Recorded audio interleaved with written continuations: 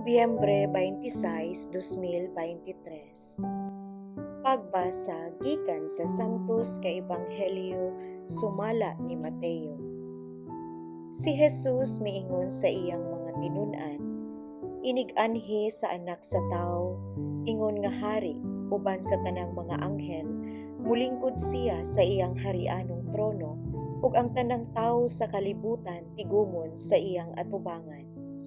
Unya bahino niya sila sa duha ka pundok, sama sa usa ka magbalantay sa hayop nga maglain sa mga karnero gikan sa mga kanding. Ibutang niya ang mga karnero sa iyang tuo ug ang mga kanding sa iyang wala. Unya ang hari moingon sa mga tawo sa iyang tuo, umari kamo nga gipanalanginan sa akong amahan, ug dawatan ninyo ang gingharian nga giandam alang kaninyo. Sukad pa sa pagbuhat sa kalibutan, gigutom ako ug inyo akong gipakaon. Giuhaw ako ug inyo akong gipainom. Dumuduong ako ug inyo akong gidawat sa inyong mga balay. Hubo ako ug inyo akong gibistihan. Nagmasakiton ako ug inyo akong gialimahan. Nabilanggo ako ug inyo akong giduaw. Unya motubag kaniya ang mga matarong, Ginoo, kanus aman kami makakita kanimo nga gigutom o gipakaon kanamo, o giuhaw o gipainom. Kanus aman kami makakita kanimo nga dumuduong ug midawat kami kanimo sa among mga balay, o hubo o gibistihan kanamo. Kanus aman kami makakita kanimo nga nagmasakiton o gibilanggo o giduaw kanamo.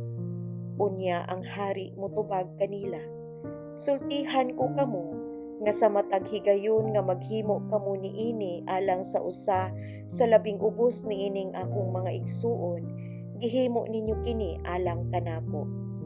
Unya moingon siya ngadto sa mga tawo sa iyang wala, pahawa kamo kanako, kamong gipanghimaraot sa Dios.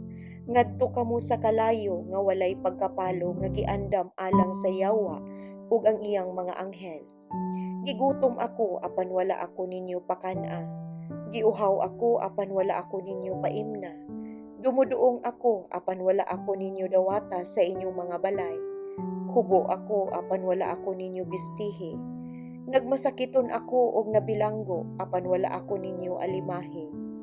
Unya mutubag sila kaniya, Ginoo, kanus aman kami makakita kanimo nga gigutom o giuhaw o usa ka dumuduong o hubo o nagmasakiton o nagbilanggo ug wala kami mutabang kanimo.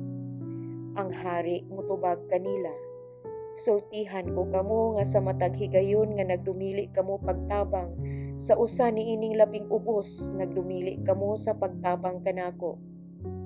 Busa kini sila ipadala ngadto sa walay katapusang silot, apan ang mga matarong muadto sa kinabuhing dayon. Ang Ebanghelyo sa Ginoo. Daigon ko ikaw, O Kristo.